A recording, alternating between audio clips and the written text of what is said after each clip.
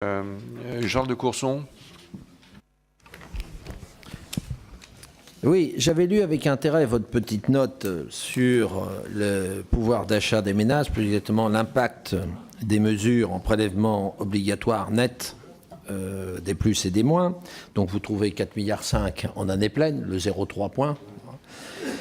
Et vous n'aviez pas tenu compte d'un certain nombre de mesures sociales. Moi, j'ai essayé de repointer les mesures sociales, il y a quelques débats, mais on obtient à peu près 3 milliards sur les revalorisations diverses et variées, à peu près. Donc on est à moins 1,5. Je raisonne en milliards, c'est-à-dire à peu près sur 1500 milliards, moins 0,1 à l'impact. Et l'étude de l'OFCE est assez intéressante, puisqu'elle montre qu'une nouvelle fois, ceux qui vont porter le plus gros poids, c'est les couches moyennes. Puisque les couches très élevées vont bénéficier d'un certain nombre de mesures de IFI, ISF, etc. Les catégories les plus modestes vont bénéficier des revalorisations, etc. et sont moins impactées des mesures sur les prélèvements obligatoires.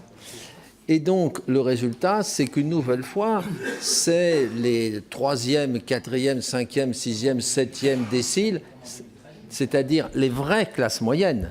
Quand les classes moyennes, on parle du 9e décile, ce n'est pas les classes moyennes. C'est vraiment les classes moyennes. Donc, est-ce que vous pourriez nous faire un petit commentaire de l'étude de l'OFCE quelle est votre appréciation sur, au fond, que net de tout, prélèvement obligatoire, mesures sociales, grosso modo, les deux gagnants, c'est le dernier décile et surtout le dernier centile, d'une part, et les 2-3 premiers déciles, et que ceux qui payent la note, c'est les couches centrales. Première question. Deuxième question concernant le commerce extérieur. J'ai toujours été très étonné lors du débat, puisque les prévisions gouvernementales étaient de dire neutralité, le commerce extérieur serait neutre sur la croissance. Je rappelle aux collègues qu'en moyenne, sur les 6-7 dernières années, la détérioration de nos positions extérieures nous ont coûté 0,5 points en moyenne de croissance. C'est-à-dire que le commerce extérieur est un facteur négatif pour la France, vu notre perte de compétitivité. Alors, j'ai cru comprendre dans le tableau, qui est le tableau de la page 20, de la page 20-21. On n'y est pas encore arrivé. Hein. Ah bon, je pensais qu'on parlait de J'ai précisé les règles du jeu au départ. Les règles du jeu, c'est que on reviendra sur la rompt un peu le caractère traditionnel d'un exposé, mais quand il y a des points de fixation, on peut poser des questions Très bien, immédiatement. Monsieur le Président. Pour trouver un autre rythme. Mais vous allez plus vite. Comme d'habitude, vous allez plus vite que la musique ou que le commerce extérieur. Alors, Philippe Vigier. Oui, merci, Monsieur le Président.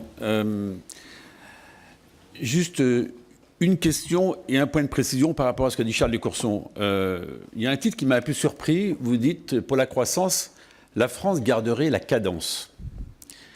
Avec 2017, on a vu quand même qu'on avait une croissance qui est en train de se conforter, à 9, on ira peut-être à 2%. Alors je suis un peu surpris de voir qu'on ne ferait que garder cette cadence, sachant qu'on annonce, et Christine Lagarde le rappelait avant-hier, pour le FMI, une croissance mondiale à 3,9 et que la zone euro sera, on peut l'imaginer, à un chiffre très supérieur à 2 points. Quelles sont les raisons pour lesquelles, ça a été annoncé hier matin, et quelles sont les raisons pour lesquelles il n'y aurait pas une accélération de croissance, sachant qu'on nous a expliqué qu'un certain nombre de mesures très fortes avaient été prises, qui devraient être en capacité d'accompagner cette croissance, qui devrait s'épanouir un peu plus en 2018.